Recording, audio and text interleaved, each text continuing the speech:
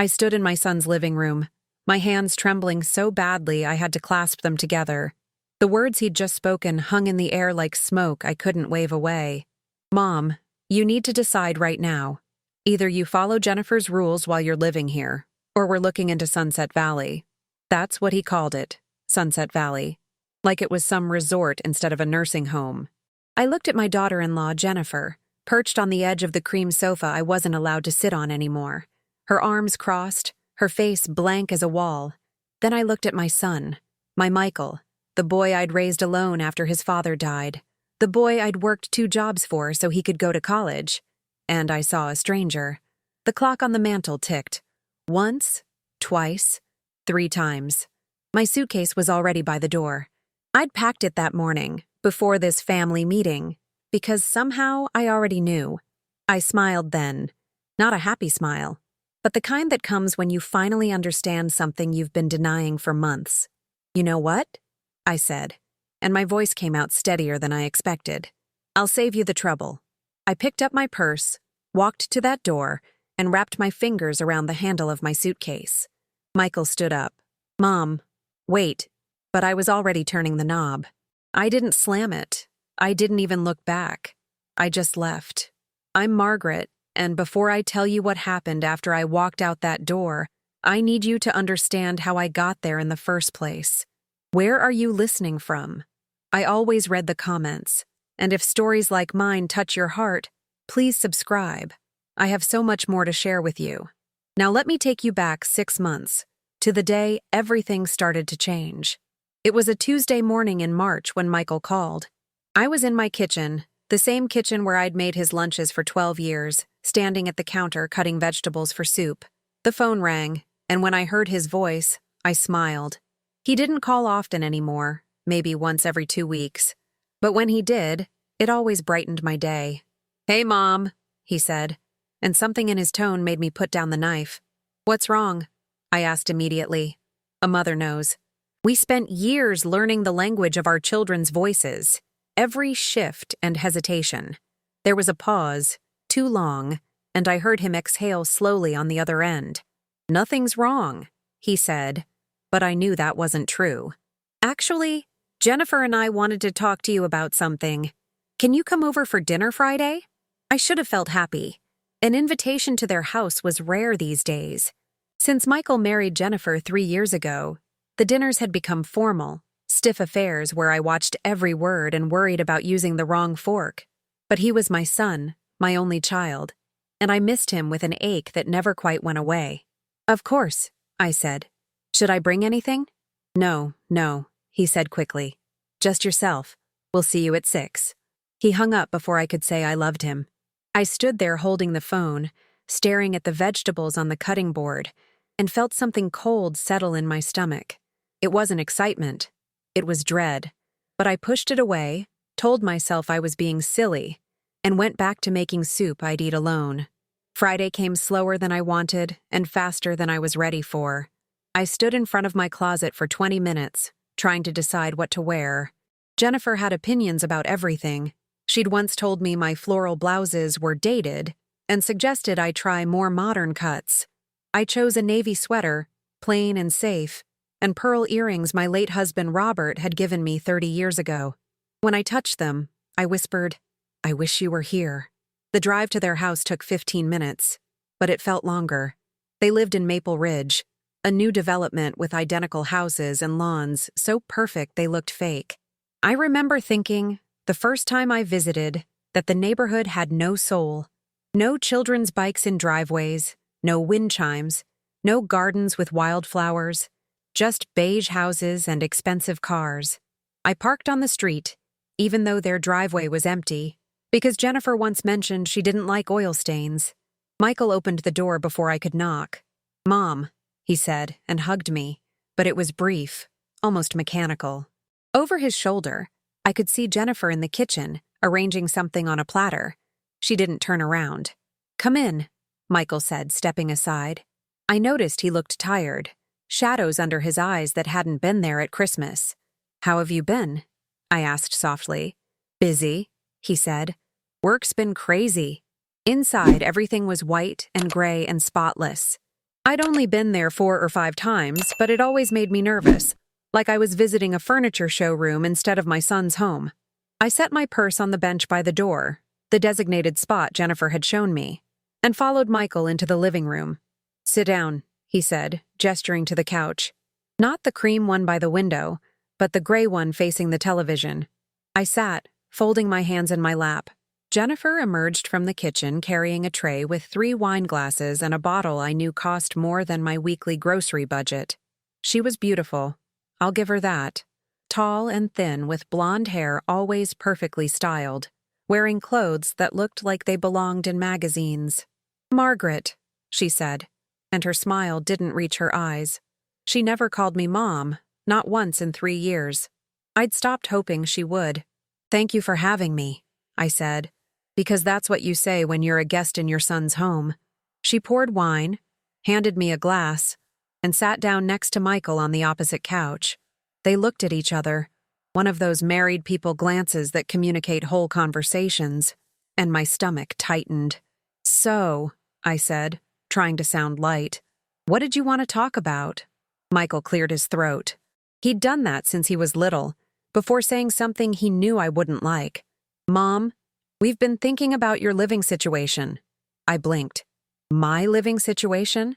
I'd lived in the same house for 32 years, the house where Robert and I raised Michael, where every wall held memories. "What about it?" I asked carefully. Jennifer leaned forward.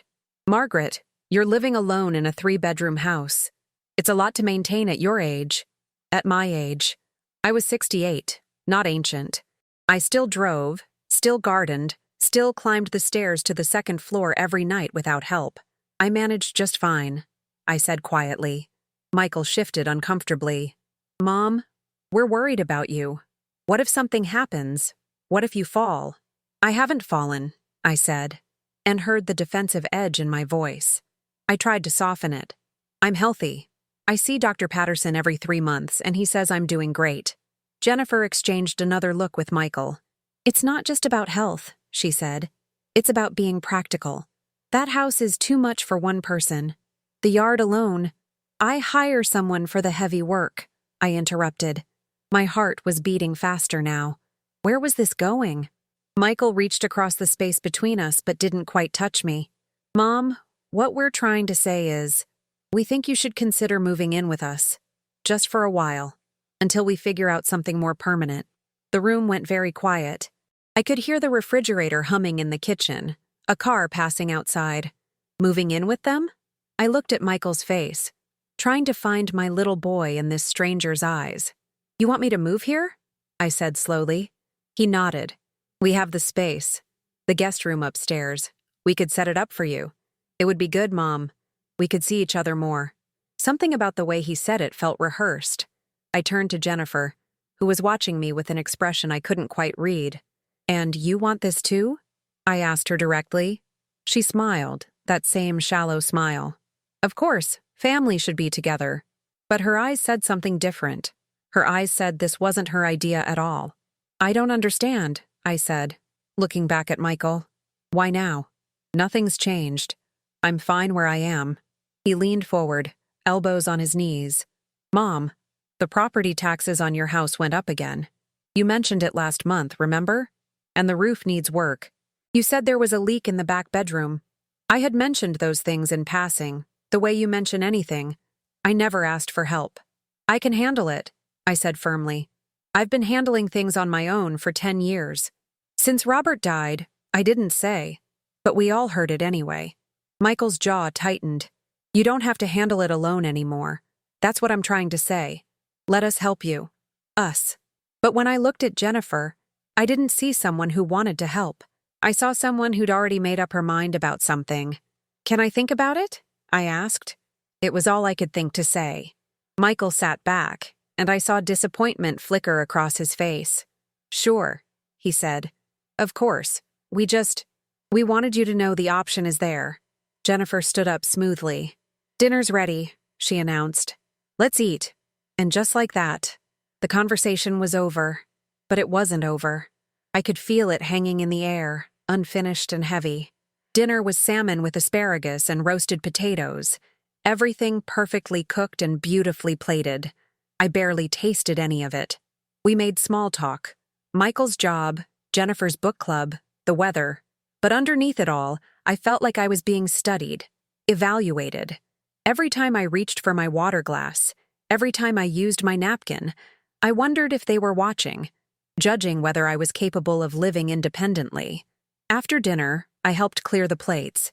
Jennifer waved me away. "You're a guest," she said. Guest. The word stung more than it should have. I stood awkwardly in the kitchen while she loaded the dishwasher with precise movements, every dish in its designated spot. Michael had disappeared somewhere. I felt invisible, unnecessary. "Thank you for dinner," I said. "It was lovely." "You're welcome," Jennifer said without looking at me.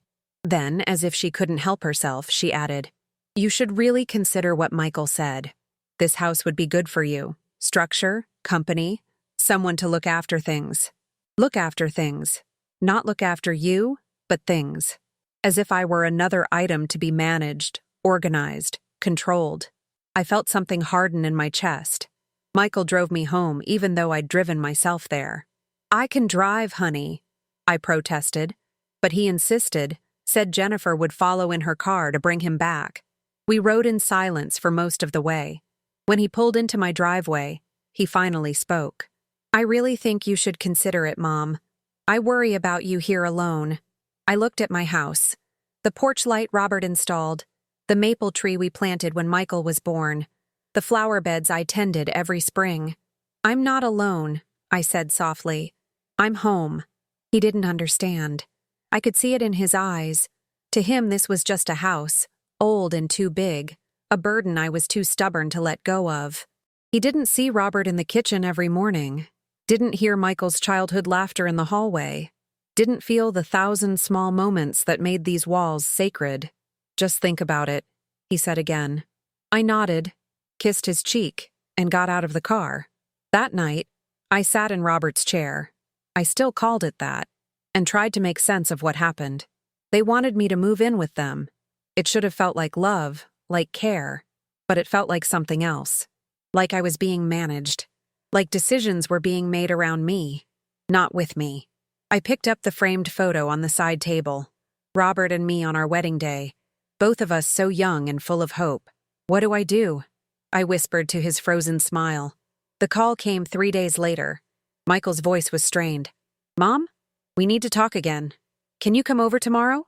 There was an urgency I hadn't heard before. Something had changed. "What's wrong?" I asked. "Nothing's wrong. We need to discuss some things. About the house. About your options. Options. Plural. As if moving in with them wasn't the only thing on the table anymore. I drove over Tuesday morning, my hands tight on the steering wheel. This time, there was no dinner invitation, no pretense of socialness. When Michael opened the door, Jennifer was standing right behind him, arms crossed. They didn't invite me to sit. We stood in the entryway, the three of us, and I knew before anyone spoke that everything was about to change. Michael cleared his throat. That sound again. "Mom," he said, and his voice cracked slightly. "We've been doing some research." "Research?" I repeated. Jennifer stepped forward. "About senior living options. There's a very nice facility about 20 minutes from here. Sunset Valley. They have activities, medical staff on site, meal plans. A nursing home," I said flatly. The words dropped like stones between us. "No," Michael said quickly. "Not a nursing home. It's assisted living. It's different. It's for active seniors who just need a little support." I looked at my son, really looked at him, and saw the truth written all over his face. This wasn't about concern. This was about convenience. About making things easier for him, for Jennifer, for everyone except me. "I don't need support," I said, and my voice shook. "I don't need assisted living. I need my home." Jennifer's lips pressed into a thin line. "Margaret, be reasonable." Reasonable? Something broke open inside me. I raised him alone. I worked 2 jobs so he could have everything he needed. I never asked you for anything, and now you want to put me away like I'm too old to matter anymore? Michael's face went pale. "Mom, that's not fair. We're trying to help you." But I saw it then, in the way Jennifer touched his arm, in the way he looked at her instead of me. This was her idea, and he'd chosen her. "So what is this?" I asked, my throat tight. "Are you asking me to move in with you, or are you telling me I have to?" Silence. Michael looked at the floor. Jennifer looked at me, and her expression was ice. Finally, Michael spoke. "Mom, you need to decide. Either you move in here and follow the house rules." "House rules?" I breathed. "Yes," Jennifer said crisply. "If you live here, there are expectations. Quiet hours, shared spaces, meal times." I stopped listening. I could see exactly what my life would become. A guest in my son's house, walking on eggshells, shrinking smaller and smaller until I disappeared. "Or," I said, cutting through Jennifer's words. Michael looked up, his eyes pleading. "Or we help you transition to Sunset Valley. We've already looked at the costs. We can make it work." Transition. Such a soft word for erasing someone's life. I felt dizzy, unmoored. This morning I'd been a woman living in her own home. Now I was being given an ultimatum by my own child. Choose how you want to disappear. I looked around the entryway, at the perfect white walls and the expensive art and the cold, soulless beauty of this place. And I thought about my house, with its creaky stairs and worn carpets and walls full of love. "You want me to decide right now?" I asked. "Mom," Michael said gently, "we've given you time to think. We need to move forward." Move forward. Without me. That's what he meant. I was an obstacle. A problem to be solved. Something settled over me then. A strange calm. I'd spent my whole life taking care of other people. Robert, Michael, patients at the hospital where I'd worked for 30 years. I'd bent and compromised and made myself small so everyone else could be comfortable. And here I was, 68 years old, being told I needed to disappear gracefully. But I wasn't ready to disappear. Not yet. Maybe not ever. "Okay," I said quietly. Michael's face brightened. "Okay? You'll move in?" I smiled then. Not a happy smile. A smile that came from somewhere deep and newly awakened. "No," I said. "I'll save you the trouble. I'm leaving." I walked past them to the door, where I'd left my purse. My hands weren't shaking anymore. They were steady. "Mom, wait." Michael's voice behind me. But I was already turning the knob, already stepping out into the sunlight, already choosing myself for the first time in longer than I could remember. I drove home with the windows down, even though it was cold. I needed to feel something real, something sharp. The air stung my face and made my eyes water, but I didn't cry. Not yet. I kept seeing Michael's expression when I walked out. Shock, maybe guilt, but not enough of either to make him follow me. Jennifer had probably stopped him, put her hand on his arm, whispered something about letting me cool down, as if I were a child throwing a tantrum instead of a woman who'd just been told to choose her prison. When I pulled into my driveway, I sat in the car for a long time. My house looked the same as it had this morning. The porch swing Robert built, the mailbox Michael painted in 4th grade, the garden I'd neglected lately because my knees ached when I kneeled too long. This was mine. Every brick, every memory, every crack in the sidewalk, and they wanted to take it away. Not with force, but with soft words and concerned faces and the kind of pressure that makes you feel guilty for wanting to stay alive on your own terms. Inside, the house was quiet.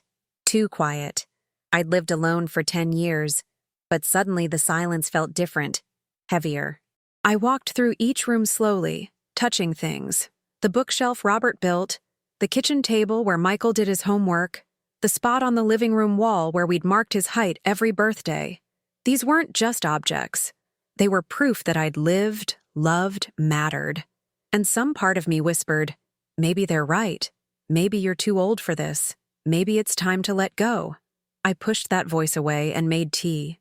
My hands shook slightly as I filled the kettle, and I hated myself for it.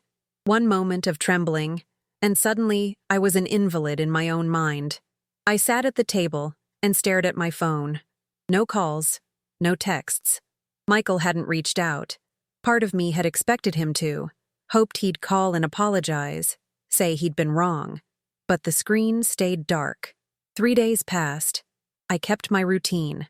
Morning coffee, crossword puzzle, afternoon walk around the neighborhood. Mrs. Chen from 2 houses down waved and asked how Michael was doing. "He's fine," I said, smiling the way you do when lying feels kinder than truth. At night, I ate dinner alone and tried not to count how many meals I'd have to eat this way if nothing changed. I thought about calling him, picked up the phone a dozen times, but pride, or maybe dignity, stopped me each time. On the 4th day, I found the letters.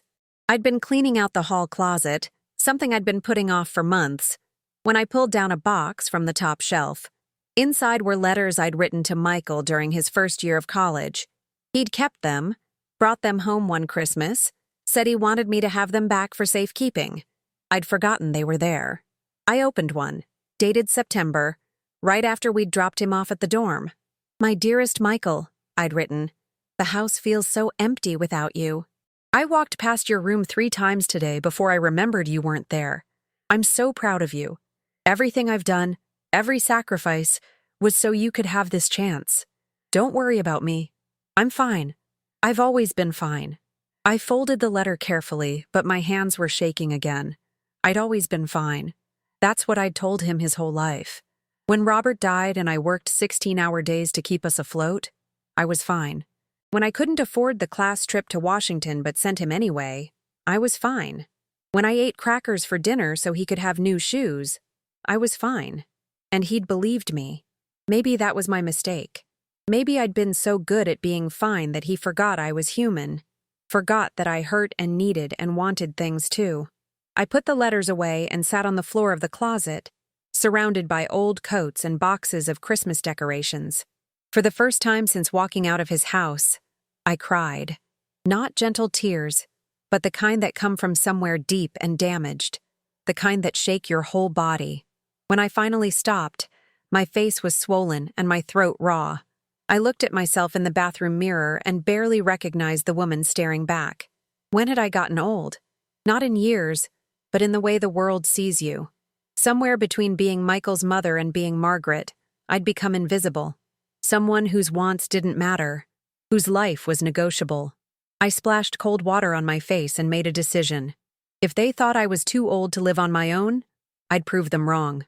The next morning, I called a handyman about the roof leak. Then I called the county about payment plans for property taxes. Then I scheduled my annual physical 2 months early, asked Dr. Patterson to document everything: blood pressure, reflexes, cognitive function. I wanted proof, written proof, that I was perfectly capable. I cleaned the house top to bottom, fixed the loose railing on the porch, planted new flowers in the front bed even though my knees screamed in protest. I was building a case, I realized, gathering evidence that I deserved to stay. But at night, lying in bed, I wondered what I was fighting for. Not just the house. Houses are just wood and brick. I was fighting for the right to exist on my own terms, to not be managed, organized, filed away, to take up space without apologizing. That felt revolutionary and heartbreaking at the same time. When had living become something I had to earn permission for?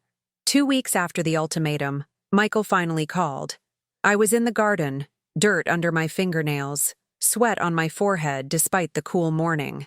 The phone rang, and I stared at his name on the screen. My first instinct was relief. My second was anger. I let it ring 4 times before I answered. "Hello," I said, careful to keep my voice neutral. "Mom." He sounded tired. "How are you?" "How was I?" I almost laughed. "I'm well," I said. "How are you?" There was a pause. I could hear something in the background, Jennifer's voice, distant. "Mom, we need to talk. Can I come over?" My heart jumped, but I forced it down. "When?" I asked. "Now," he said. "I'm actually already on my way. I'll be there in 10 minutes. I hung up without saying goodbye and looked down at my clothes. Dirt-stained jeans, one of Robert's old flannel shirts, gardening gloves with holes in the fingertips. Good. Let him see me like this. Let him see that I was working, living, managing just fine. I didn't change. I walked inside, washed my hands, and put on coffee. When his car pulled up, I watched from the kitchen window. He sat in the driveway for almost a minute before getting out. staring at the house like he was gathering courage. I opened the door before he could knock. "Michael," I said. He looked awful. Shadows under his eyes, hair uncombed, his shirt wrinkled like he'd slept in it. "Mom," he said, and his voice cracked. "Can I come in?" I stepped aside. He walked into the living room and stood there awkwardly, like he was visiting a stranger's home. This was the house where he grew up. He'd run through these rooms, spilled juice on that carpet, hidden behind that couch during hide and seek. And now he stood there like a guest unsure of his welcome. "Coffee?" I offered. He nodded. I poured 2 cups, added cream to his the way he liked it. Muscle memory from 1,000 mornings before he left for school. We sat at the kitchen table, the same table where I'd helped him with multiplication tables and college applications. The silence stretched between us like a canyon. Finally, he spoke. "Mom, I'm sorry." 2 words. They should have felt like relief, but they didn't. They felt empty. "Sorry for what?" I asked. I needed him to say it, all of it. He rubbed his face with both hands. "For everything. For the way we presented things. For making you feel like you didn't have a choice. But I hadn't had a choice. That was the point. Jennifer and I talked," he continued. "Really talked. And I realized I wasn't hearing you. I was so focused on what I thought was best that I forgot to ask what you wanted." I sipped my coffee and waited. There was more coming. I could feel it. "The thing is," he said slowly, "Jennifer's worried. About liability. About what happens if something goes wrong. She thinks if you're living alone and something happens, we'd be responsible. Legally, emotionally, financially." There it was. Not concern for me, but fear of consequence for them. "I see," I said quietly. "But I told her," Michael continued quickly, "that you're my mother, that this is your home, that you have the right to live however you want." He looked at me, his eyes pleading. "I told her we'd support your decision. Whatever it is. Whatever it is." But his face said he still hoped I'd choose them. Choose safety. Choose the path that made his life easier. "What did Jennifer say to that?" I asked. He looked away. "She's not happy. She thinks I'm being naive. That something will happen and we'll regret not acting sooner." Acting. As if I were a problem requiring action, a disaster waiting to happen. I set my cup down carefully. "Michael, do you think I'm incapable of living alone?" I asked directly. "No," he said, but he said it too fast. I worry, Mom. You're getting older. Things happen. Things happen at any age," I said. "You could slip in your shower tomorrow. Jennifer could have a car accident. Life is risk. You can't eliminate it by locking people away." His jaw tightened. "That's not what we're trying to do."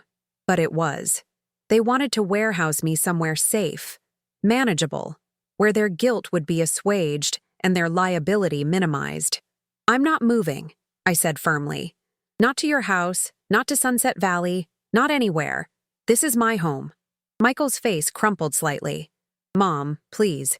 Can't we find some middle ground? Maybe we hire someone to check on you. Or you get one of those medical alert buttons. Something so we know you're safe. We." He kept saying we, but he meant Jennifer. "I'll think about it," I said, because I was tired and he was my son, and some part of me still wanted to make him happy. Even now. Even after everything. He left 20 minutes later, and I stood at the window watching his car disappear down the street. The coffee had gone cold in my cup. I'd won something, maybe, but it felt hollow. He'd backed down, but only because I'd refused to bend. Not because he understood. Not because he saw me as fully human, fully capable. Just because I'd stood my ground and he didn't know what else to do. That's not how you're supposed to feel when your child visits. That afternoon, I did something I hadn't done in years. I called my friend Patricia, a woman I'd worked with at the hospital decades ago. We'd drifted apart after Robert died. My fault, mostly. I'd pulled away from everyone, wrapped myself in grief and motherhood and work.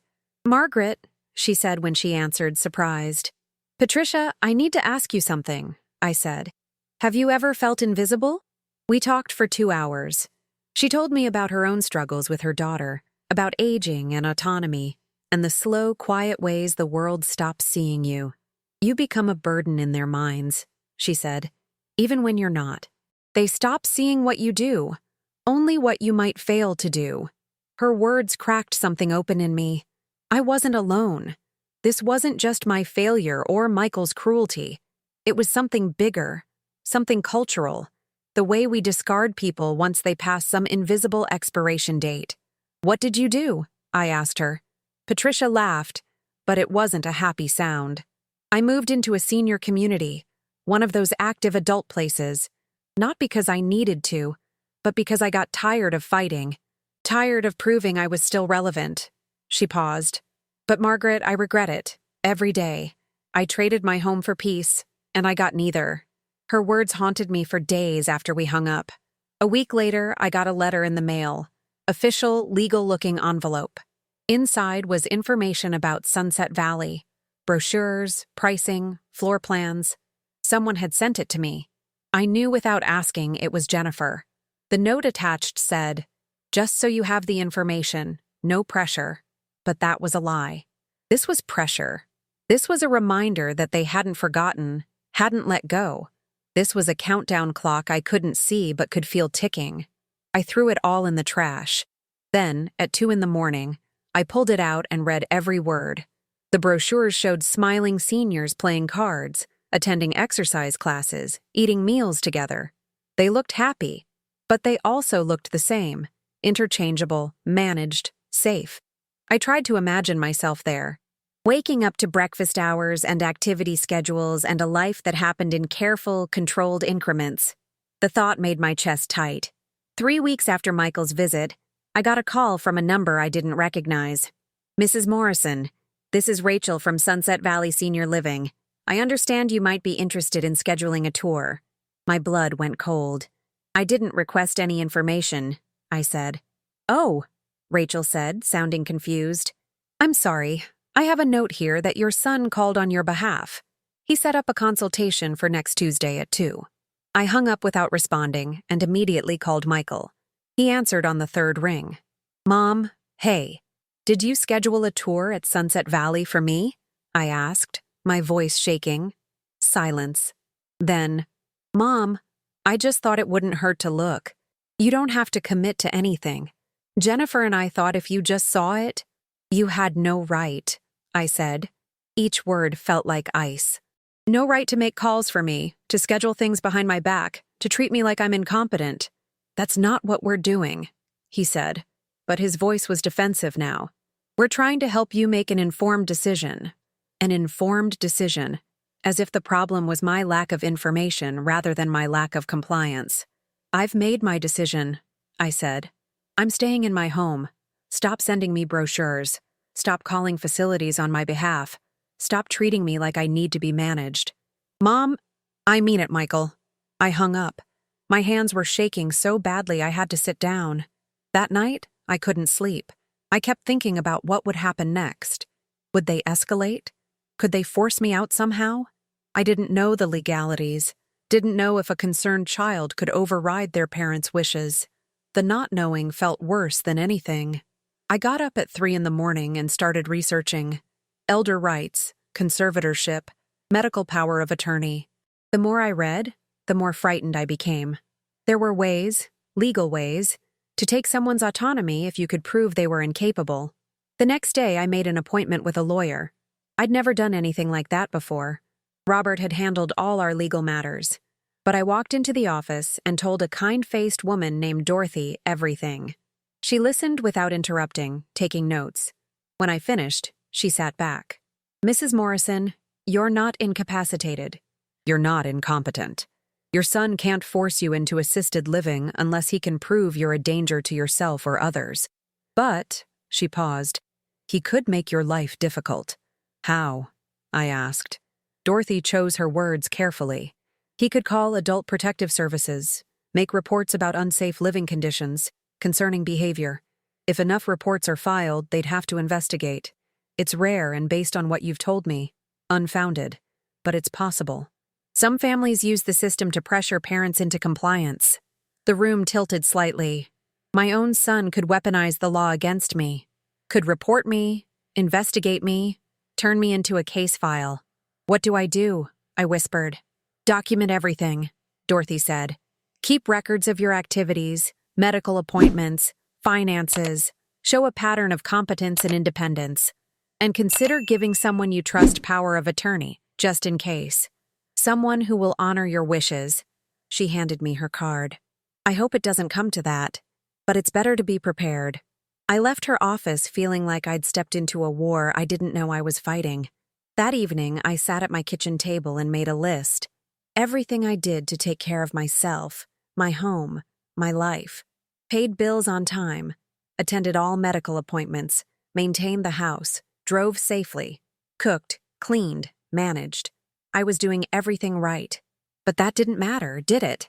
Because the real question wasn't whether I was capable, it was whether I was willing to obey, and I wasn't. 2 months had passed since the ultimatum. Michael called occasionally, brief conversations full of careful words and long silences. He asked how I was doing. I said fine. He didn't invite me over. I didn't ask to visit. We were in a stalemate, circling each other like strangers. Jennifer never called. I didn't expect her to. Whatever relationship we'd pretended to have was over. She'd shown me who she was that day in the entryway. Someone who saw me as an inconvenience, a liability, something to be managed away. But the strangest thing happened during those 2 months. I started to feel lighter. The house didn't feel too big anymore. The silence felt peaceful instead of lonely. I joined a book club at the library, started having coffee with Patricia every Tuesday, volunteered at the community garden. I was building a life that didn't revolve around Michael, and it felt both liberating and heartbreaking. Had I been waiting all these years for him to fill the emptiness Robert left? And now, severed from that hope, was I finally becoming whole again? One Saturday morning in May, I was planting tomatoes when a car pulled up. Not Michael's car, Jennifer's. She got out alone, wearing sunglasses and a white linen dress that probably cost more than my monthly grocery budget. I stood up slowly, wiping dirt on my jeans.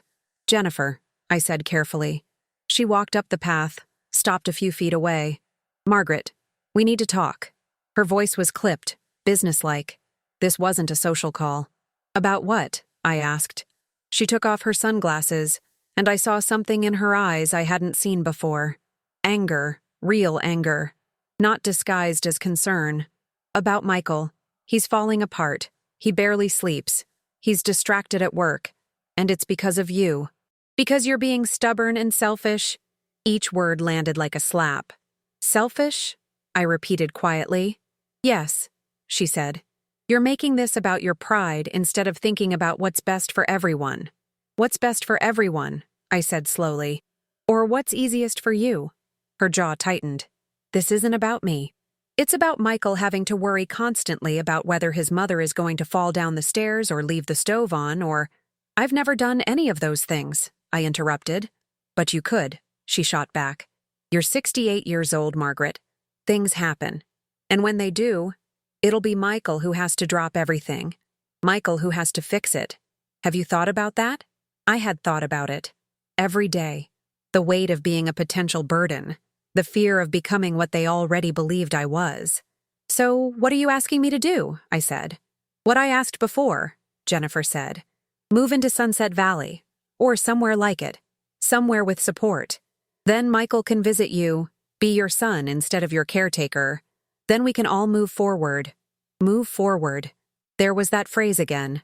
Code 4, without you being a problem. And if I don't? I asked. Jennifer's expression hardened. Then you're choosing to hurt him. You're choosing your house over your son's well-being. She put her sunglasses back on. Think about that. She walked back to her car, got in, and drove away.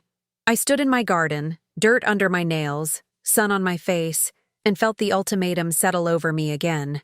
But this time it was clearer, sharper. This wasn't about safety. It was about control. And I was done letting them have it. That night I didn't sleep. I lay in bed staring at the ceiling, Jennifer's words echoing in my head. You're choosing your house over your son's well-being. Was I? Or was I choosing myself after a lifetime of choosing everyone else? The line between selfishness and self-preservation had never felt so thin. At 4 in the morning, I got up and went to the closet, pulled down that box of letters again. This time, I read every single one. 15 years of my life, written in careful handwriting, telling Michael everything would be fine. In one letter, dated 3 months after Robert's funeral, I'd written, "Don't worry about me, sweetheart. I'm stronger than I look. Your father taught me that. I can handle anything as long as I know you're happy and safe." I'd been 48 then, working double shifts, eating cereal for dinner, crying in the shower where no one could hear. But I'd told him I was strong, because that's what mothers do. We shoulder the weight and smile and say everything's fine until everyone believes it, including us. I put the letters back and made a decision. Michael needed to see these, needed to understand that his image of me, perpetually fine, endlessly capable, never needing anything, wasn't real. It was a performance I'd given for so long I'd almost forgotten it was one. I waited until 9 o'clock, then called him. "Michael, I need you to come over. Today. Alone." My voice was steady. He hesitated. "Mom, I don't think—" "Please," I said. "It's important. Just you." He agreed. Finally. Said he'd come at noon. I spent the morning preparing, not cleaning or cooking or any of the things I usually did before his visits. Instead, I gathered evidence. The letters. My medical records from Dr. Patterson showing perfect cognitive function. Bank statements proving I paid every bill on time. Photos of the repaired roof, the maintained garden, the organized home. I laid it all out on the dining room table like a lawyer preparing for trial, because that's what this had become. I was on trial for the crime of aging. When Michael arrived, he looked nervous.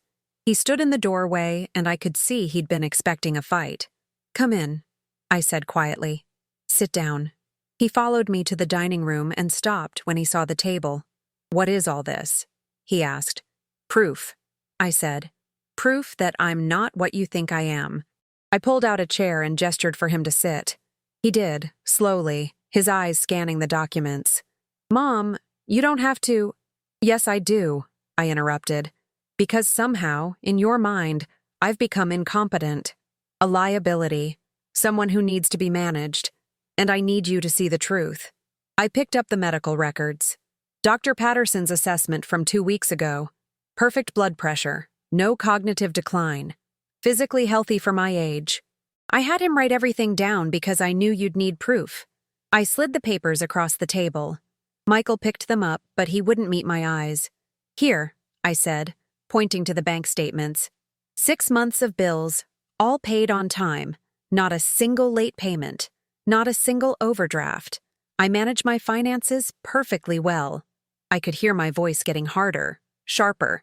And here, photos of the house, the roof I had repaired, the garden I maintain, the porch railing I fixed myself. Michael's hands trembled slightly as he looked through everything. "Mom, I never said you were incompetent." "You didn't have to say it," I said. "You showed it, by calling facilities behind my back, by sending brochures, by giving me an ultimatum as if I were a child incapable of making my own decisions." I sat down across from him, suddenly exhausted. "When did I stop being your mother and become your burden?" The question hung in the air. Michael's face crumbled. "You're not a burden," he whispered. "Then why are you trying to get rid of me?" The words came out harsher than I intended, but they were true. Michael flinched like I'd slapped him. "That's not what I'm doing. Mom, I'm trying to protect you." "From what?" I asked. "From life? From risk? From the possibility that something might happen?" "Michael, something will happen. Eventually. To all of us. That's not a reason to stop living." He put his head in his hands. "I'm scared," he said. So quietly I almost didn't hear it. I softened slightly. "Scared of what?" He looked up, and his eyes were red. "Of losing you the way I lost Dad. Of getting a call in the middle of the night. Of finding you." He couldn't finish. I reached across the table and took his hand. "Oh, honey, I'm scared of that too. But I'm more scared of disappearing while I'm still alive. Of being warehoused somewhere safe while everything that makes me who I am gets stripped away piece by piece." "It wouldn't be like that," he said, but there was no conviction in his voice. "Wouldn't it?" I asked. "Michael, Those places are fine for people who need them. But I don't. Not yet. Maybe not ever. And when that time comes, if it comes, I want to be the one who decides. Not you. Not Jennifer. Me. I squeezed his hand. Can you give me that? Can you let me have my own life, even if it scares you? He pulled his hand away and stood up, pacing to the window. Jennifer thinks I'm being irresponsible. She says if something happens to you and we didn't act, it's on me. On us. There it was again. Jennifer's voice in his mouth, her fears in his chest. Michael, look at me, I said. He turned. Who are you married to? Me or Jennifer? His jaw tightened. That's not fair, isn't it? I stood up too. Because from where I'm standing, every decision you've made about my life has been filtered through what Jennifer wants. She's my wife, he said defensively. I have to consider her feelings. And I'm your mother, I said. Don't my feelings matter too? The room fell silent, except for the clock ticking on the wall. Michael looked torn, pulled in two directions, and I saw the little boy he'd been, the one who'd tried so hard to make everyone happy, to never disappoint anyone. But he couldn't make everyone happy. Not this time. Someone had to lose. I need you to choose, I said quietly. Not between me and Jennifer, but between control and trust. Either you trust that I know what's best for my own life, or you don't. There's no middle ground here. Michael's face was pale. What if I can't? He whispered. What if I can't stop worrying? What if something does happen and I wasn't there? My heart broke a little. Then that's something you'll have to live with. But Michael, that's your burden to carry, not mine. He turned back to the window, silent for a long time. When he finally spoke, his voice was thick. Jennifer's going to be furious. I know, I said. Is she worth it? He asked, not looking at me. Is this house? This independence? Is it worth losing your family over? The question stunned me. I'm not the one threatening to leave, I said. You are. You gave me the ultimatum, remember? Obey or be sent away. Michael turned and I saw tears on his face. Real tears. I don't know how to do this, Mom. I don't know how to be okay with you living alone. Dad's gone. You're all I have left. And if something happens, it will. I interrupted gently. Something will happen. Maybe tomorrow, maybe in 20 years. But Michael, you can't prevent death by preventing life. I walked to him, put my hand on his cheek the way I did when he was small. Let me live while I'm still here. He broke then. Really broke. Put his arms around me and sobbed into my shoulder like he hadn't since he was a child. I'm sorry, he choked out. I'm so sorry, Mom. I held him, this man who was still my baby, and felt something shift. Not fixed, not healed, but shifted. I know, I whispered. I know. We stood there for a long time in the dining room of the house where I'd raised him, surrounded by evidence of my competence and independence. But that's not what convinced him. It was this moment of shared grief and fear and love. When he finally pulled away, his face was blotchy and wet. What do I tell Jennifer? He asked. I handed him a tissue. The truth. That this is my choice. That you support it. That if she can't accept that, then you have a different problem to solve. He nodded slowly. She might leave, he said quietly. She might, I agreed. Is that what you want? He laughed, but it was bitter. I don't know what I want anymore. I just know I'm tired of everyone being unhappy. Michael, I said firmly, you can't make everyone happy. You can only be honest and hope the people who love you can live with your truth. He looked at me like he was seeing me for the first time. Not as his mother, not as someone to be managed or worried about, but as a person. Separate, whole, choosing her own path. When did you get so wise? He asked. I've always been wise, I said with a small smile. You just forgot to notice. He left an hour later after we'd talked about smaller things, his work, my garden, the weather, normal things. Things that felt like reconnecting after a long absence. At the door, he hugged me again. I love you, Mom, he said. Even when I'm an idiot. Especially when you're an idiot, I said. That's my job. I watched him drive away and felt something like peace settle over me. Not victory, not relief, just peace. That evening, I sat on the porch swing and watched the sunset. My phone rang. Patricia. How did it go? She asked. I'd told her about the meeting. I think we're going to be okay, I said. He heard me. Really heard me. She was quiet for a moment. Margaret, you did something today that most of us never manage. You stood up for yourself without apology. I'm proud of you. Her words made my throat tight. Thank you, I whispered. 3 days later, Michael called. Mom, I talked to Jennifer. His voice was cautious. And? I asked, bracing myself, and it didn't go well. She doesn't understand why I'm backing down. She thinks I'm being manipulated. He paused, but I told her that's my decision, that you're my mother and I trust you to know what you need. My eyes burned. What did she say? She's staying with her sister for a while. Said she needs space to think. I'm sorry, I said, and meant it. I didn't want his marriage to fall apart. Don't be, he said. This isn't about you. This is about me finally standing up for what I believe is right. Jennifer and I, we have things to work through. But that's our issue, not yours. He sounded different, older, more solid. Are you okay? I asked. I don't know yet, he said honestly. But I will be. We talked for a few more minutes before hanging up. I sat with the phone in my hand, feeling the weight of what had happened. My choice had consequences. Real ones. But here's what I realized. Consequences aren't the same as mistakes. Standing up for yourself has costs. People get uncomfortable. Relationships shift. The easy path gets closed off. But the alternative, slowly erasing yourself to make others comfortable, that has costs too. Deeper ones. The kind that hollow you out from the inside until you're just a shell going through motions. I'd rather pay the price of authenticity than the price of disappearance. A month passed. Michael visited twice, just him, and we talked like we hadn't in years. Really talked. He told me about his frustrations at work, his fears about his marriage, his guilt about how he'd handled things with me. I listened, gave advice when he asked, stayed quiet when he needed space to figure things out himself. We were rebuilding something, slowly.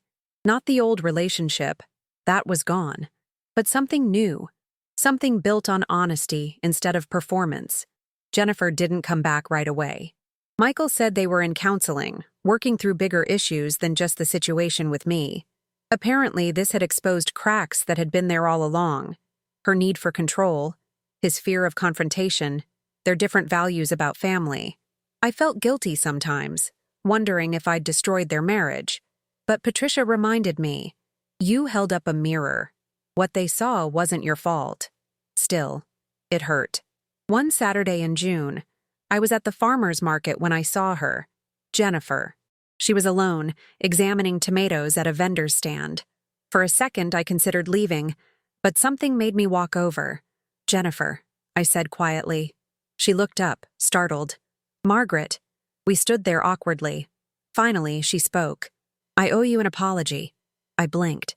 I was trying to control something I had no right to control, she continued.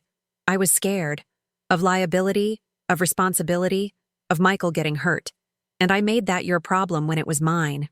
Thank you, I said, surprised. She looked different. Softer somehow. Less polished. Michael told me about the letters. About how you sacrificed everything for him. She paused. I didn't understand. I thought you were just being stubborn. I didn't see... She trailed off. Didn't see what?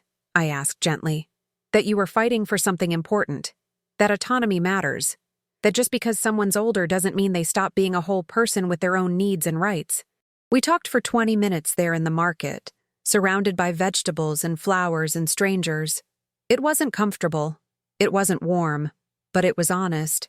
She told me about her own mother, who'd declined quickly and died in a nursing home Jennifer had chosen. I thought I was helping her, Jennifer said. But she hated it there. Stopped eating. Gave up. I've always wondered if I killed her spirit by putting her somewhere safe.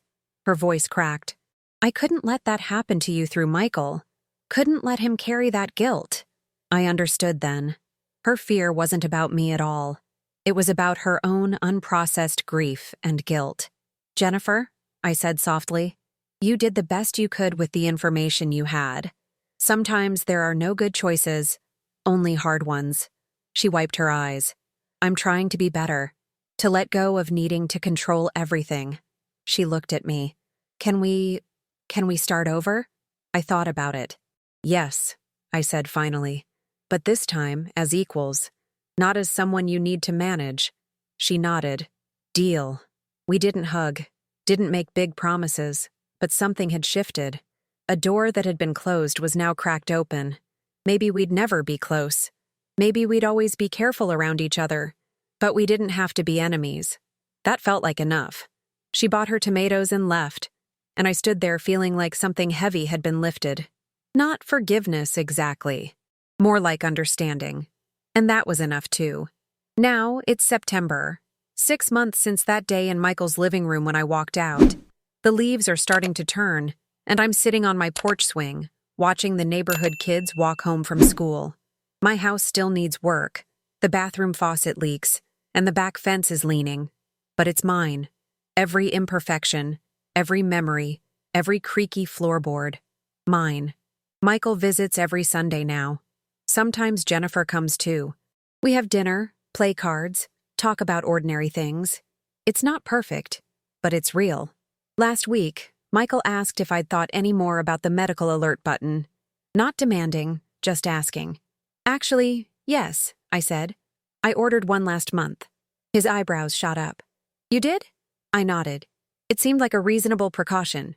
For my peace of mind, not yours. He smiled. Thanks, Mom.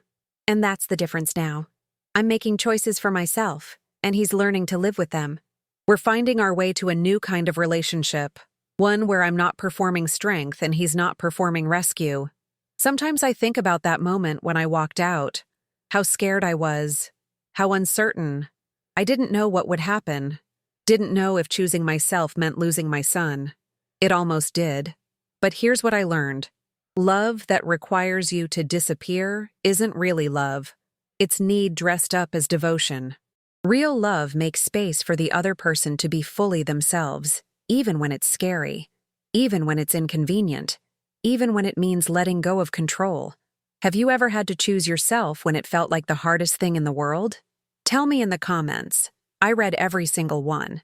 And if this story meant something to you, if it reminded you that your life belongs to you no matter what age you are, then stay with me. Subscribe. Because we all deserve to be seen, heard, and allowed to exist on our own terms, even when, especially when, the world tells us it's time to shrink. Thank you for listening to my story. Thank you for being here.